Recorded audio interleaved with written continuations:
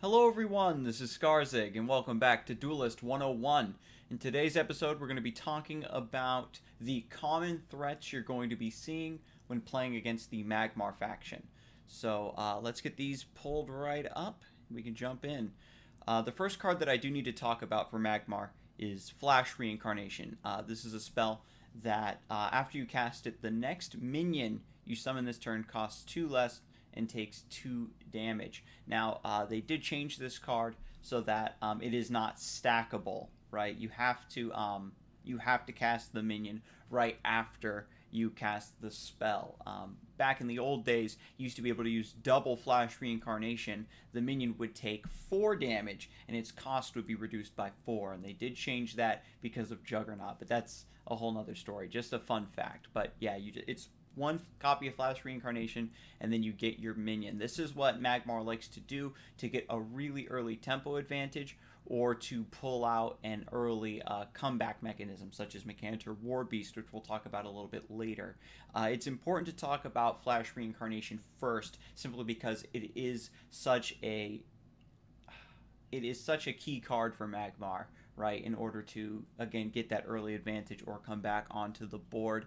I wanted to also talk about Sunsteel Defender, which is a minion that is very, very commonly combined with Flash Reincarnation. Sunsteel Defender is a 4-mana 4/3 with Force Field, and what Force Field does is it negates the first instance of damage that the unit takes each turn. And so, Sunsteel Defender's Force Field negates the damage from Flash Reincarnation. With these two cards in combination, Magmar can summon Sunsteel Defender for 2 mana, and it's not going to take damage. It's a really, really strong opening play, and it's pretty decent pretty much everywhere else in the game. So this is going to be a common one that you're going to be seeing in terms of Flash Reincarnation. There are a few other minions that Magmar will use, but I believe this would be the most common and the best example. So another card that we need to talk about for Magmar is Greater Fortitude. 1 mana, give a friendly minion +2/+2. Now this card is actually kind of nuts, right? If this spell existed in any other faction, I think that people would be going like really, really like insane, like really bonkers over it, because +2/+2 is really, really good stats, allowing a minion to trade up into something bigger, and because of the additional HP, allowing it to survive is just great value. And this is what Magmar is going to be doing to you, where they try to get as much value out of each individual card as possible. Of course, that is the bread and butter of Duelyst, the bread and butter of card games, but Magmar is especially good at this. The other thing you do need to watch out for when it comes to Greater Fortitude is they will buff a minion to give it more attack, so that it can survive a Plasma Storm or a Natural Selection. These are Magmar's primary removal spells, and we're going to get to those in just a second. We do need to, of course, go over Magmar Warbeast. If you watched my Lionar Threats video, I talked a little bit in that video about how to play around Holy Immolation.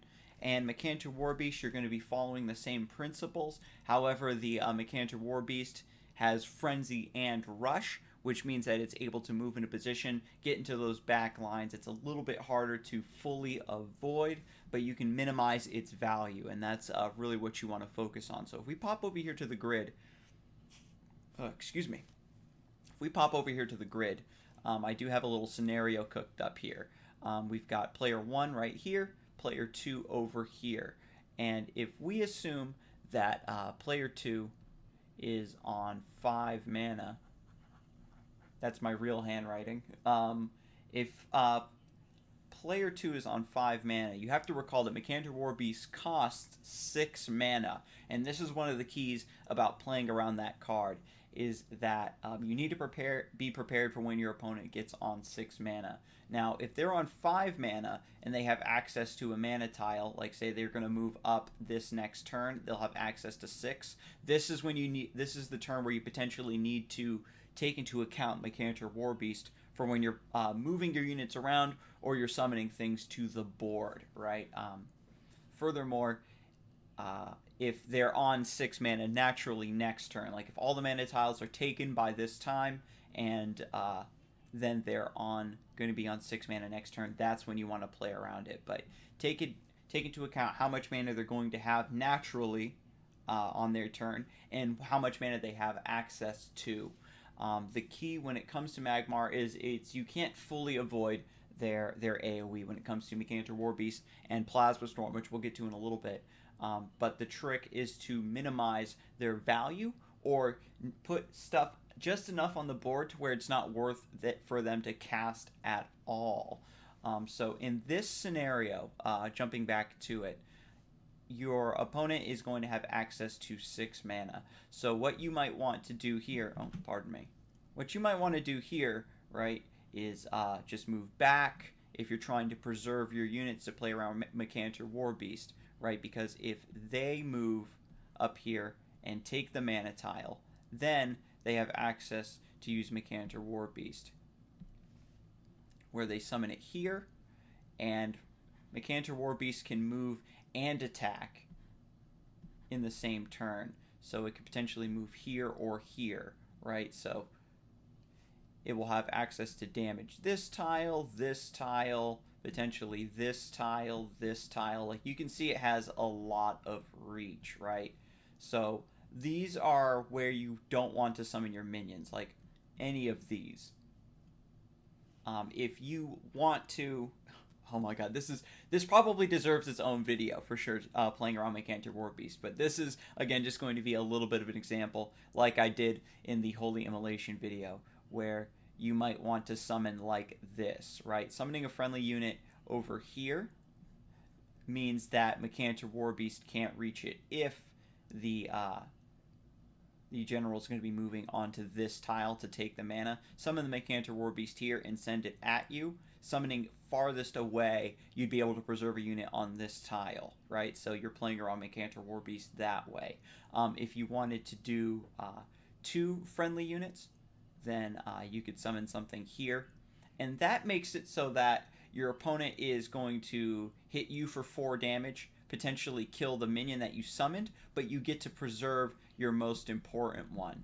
So try to put your most important units out of reach and try to body block as best you can with a weaker unit or something that you don't care about as much. So let's go back to threats, because Magmar Warbeast, I think that we could easily make that its own episode. And let me know if that's something that you'd want to see, something you want to know a little bit more about. But let's go ahead and move on.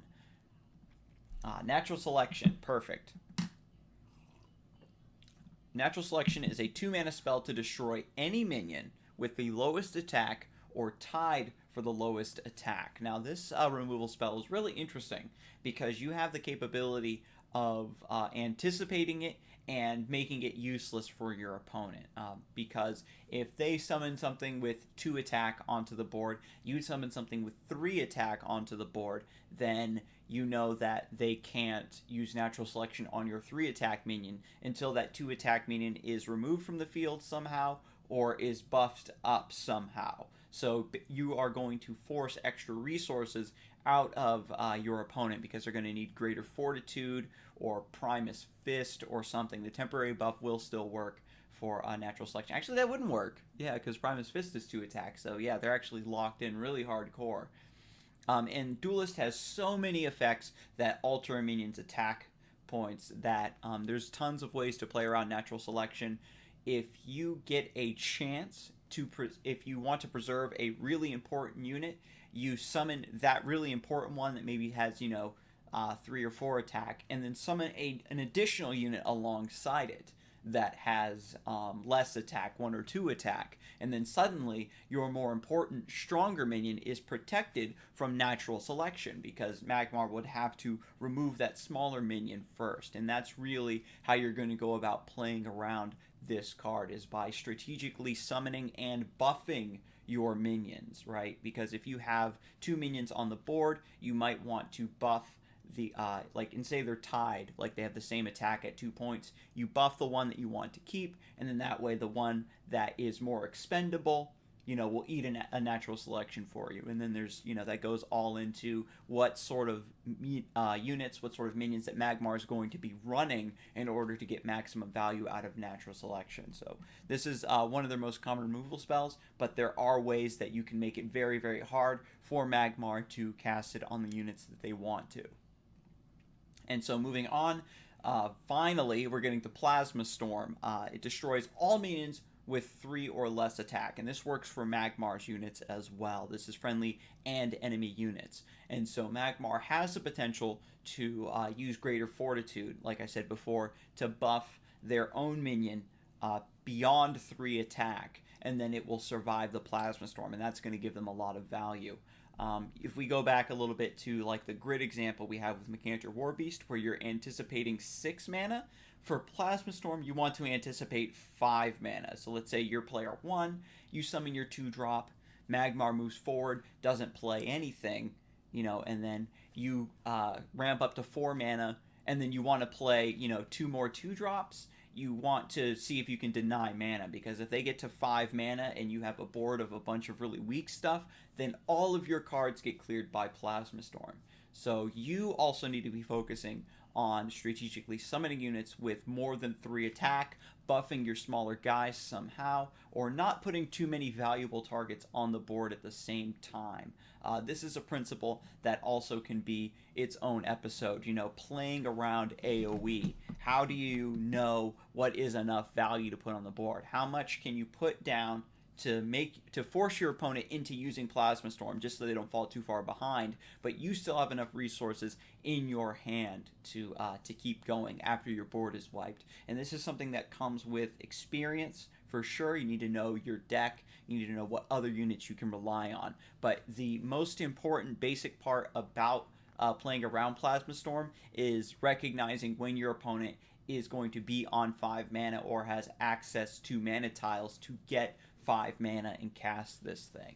If you for some reason already have a really strong board and you say, oh well, you know, my opponent didn't have Plasma Storm last turn, they might have it this turn, maybe you trade your units in and get some damage or some board control back before they potentially get wiped by a Plasma Storm. So just keep it in your thoughts when you're playing the game, and that's really going to help you out. A lot of the strength of Plasma Storm comes from when you forget to account for it in your gameplay, and then it just completely wipes you out because you played all of your units thinking you had an advantage, and that's what they were waiting for. Often Magmar players will hold on to Plasma Storm until they see like a really like high amount of minions that are susceptible to it, and then they'll use this to clear them out. A notable example might be Ironcliff Guardian, which is a Lionar unit. It has 3 attack and 10 HP, right? Because it has 3 attack, it's just going to get wiped out. It's a 5 mana minion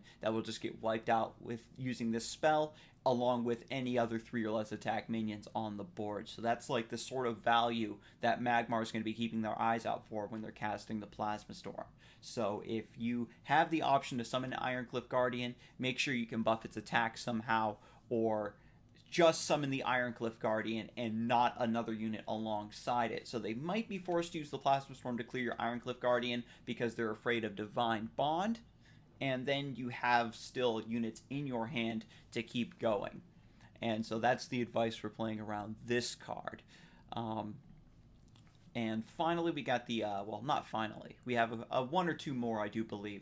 We have the Lava Slasher here. This is a card that is absolutely enormous. People are, you know, actually very, very wary of this card. I personally think it is also too strong. That is a discussion for another time. The main point of this video is to make you aware of this card and what you could potentially do to minimize its effect. It is extremely hard to completely avoid Lava Slasher. The trick is to prepare for it coming down, anticipate it, and then try to deal with it as cleanly as possible. So, Lava Slasher is a 5 mana 4/9, and its opening gambit, the effect that activates when it comes into play from your hand. This minion fights a nearby enemy minion, so it's sort of like it has Rush, right? It comes down, it fights something immediately, so it's going to take damage, right? It's going to come in, fight something, take damage, so it might come into play as, you know, a 4/7 or a 4/6 or something. And if you've ever seen me talk about any of my budget lists, I'm always singing the praises of Dancing Blades, and that's sort of how you need to treat Lava Slasher. It's just that because Lava Slasher fights something when it comes into play, it deals 4 damage to something, as opposed to Dancing Blades only dealing 3 damage to something. So Lava Slasher can take out bigger targets, more important targets, with that 4 attack. And the huge HP pool, is, depending on what it takes out, is going to leave a pretty strong body behind. So depending on your faction, you have several removal options available after this thing comes down. It feels really bad when Lava Slasher comes into play. It's already killed one of your units, and then you have to use even more resources to clear the leftover body before it gets too much value. But that's just what you have to do. And sometimes, Magmar will play 1, 2, or 3 Lava Slashers back to back to back, and that's hard to come back from. But the trick is just to try to minimize the impact of the first one, because if you fall behind from that first Lava Slasher, then that second Lava Slasher, that third Lava Slasher is what's really going to seal the deal. If you can match that first one, then there's a better chance that you'll be able to keep up after the second or third one drops. You want to hold on to a removal spell in the early game, something that can deal with a large minion. Vanar has Aspect of the Ravager. Linar has Martyrdom, for example. Or maybe you save a buff spell so that you can play, you have 2 or maybe 3 minions on the board. You have to be careful about Plasma Storm, right? If you have too many minions on the board, you get Plasma Storm. If you have one really strong minion, then Lava Slasher comes down and potentially kills it, right? So you need to have probably two minions, I would say, is probably your best bet, because Magmar unnecessarily is not going to want to Plasma Storm just a board of 2 minions.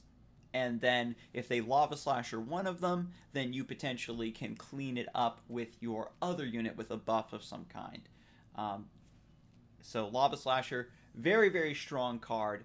Fortunately, if you are a new player, you actually aren't going to be seeing a lot of this card. Because Lava Slasher was part of the Ancient Bonds set, that means that it's a card that isn't going to be picked up right away by new players. You're going to be focusing on getting the budget, basic cards that they need to build a decent deck, and they're only going to get Lava Slasher further on down the road after they've got a fleshed out deck already, and this just adds the extra power level, the extra juice to those Magmar decks. So if you're just starting out, unlikely you're going to see this card, but it becomes more and more common as you get further up the ladder for sure. And if you are maining Magmar, if you've played Magmar and you're like, oh man, this is my main faction, I love them, then Lava Slasher is what you're going to focus on getting your hands on as soon as possible. Start investing in those Ancient Bonds orbs after you've got your budget core.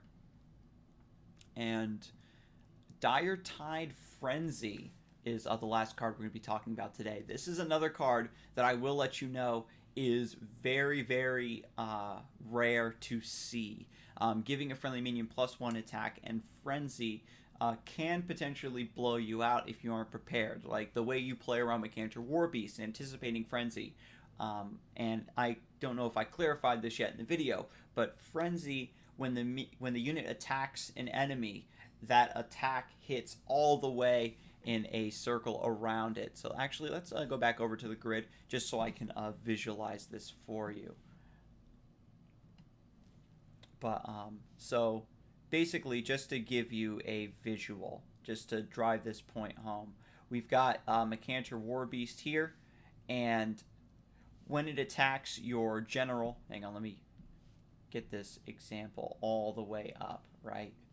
So let's say that Magmar Warbeast is going to be attacking your general, and then the Frenzy means that that attack will hit all of these spaces around the Magmar Warbeast. It doesn't hit around the unit it's attacking, it hits around the unit itself. So you need to be able to look at the board and visualize what spaces are going to be affected by Magmar Warbeast, what's going to be affected by Frenzy. This is one of the reasons that it's, I believe, it's kind of hard for new players to play around Frenzy, because it's something that you need to look at the board and visualize. It's not something that Magmar Warbeast is sitting there and you can like hover over it and like the tiles won't light up for you. You have to already have that mental image in your mind of what tiles are going to be hit by Frenzy. And so Diretide Frenzy is probably a card that you're going to be seeing most often in budget lists where they don't have access to Magmar Warbeasts, right? Because you can combine Diretide Frenzy with Saberspine Tiger, a unit with Rush, to give it 4 attack, and then it frenzies and still gets that same like area removal / face damage that can really close out a game for you. So keep an eye out for Diretide Frenzy. Try to play defensively around these spells and these minions as much as you can, and minimize their value. If you want to play your less valuable units in a forward-facing position so that they get swept up in the frenzy, and then your more important stuff is waiting behind in a safe spot, and then you can slowly move forward, that is going to be the path to victory. All right, and I think that's pretty much it. That's like all the threats that are going to be thrown at you most of the time by Magmar. And this is, again, one of the factions that if you can anticipate and prepare for these to come down, then it's going to greatly increase your chances of victory, and this will give you a nice crash course if you're just starting the game and you haven't seen any of these threats in action. So thank you for stopping by today. I will see you next time, and you have a good one.